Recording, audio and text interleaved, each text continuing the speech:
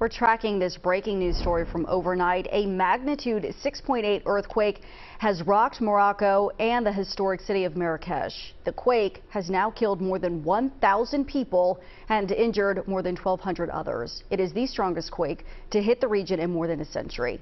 CBS News correspondent Bradley Blackburn has the latest.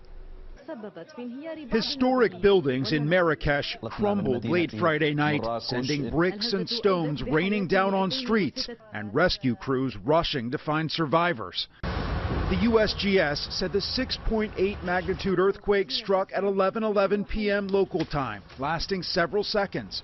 A 4.9 magnitude aftershock hit 20 minutes later. The epicenter was some 40 miles south of Marrakesh, but the quake shook residents of the city from their beds.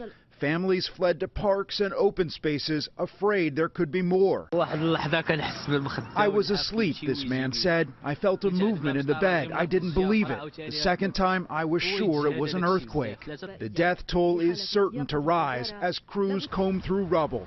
Earthquakes are rare in this part of North Africa and many structures untested. The USGS says since 1900, no earthquakes of this magnitude have been recorded within 300 miles of the area.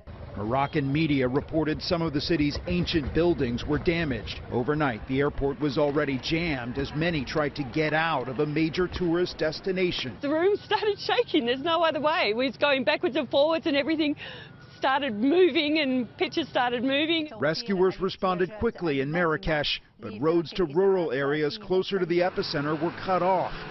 Moroccan authorities say the full extent of the damage is still uncertain. Bradley Blackburn, CBS News.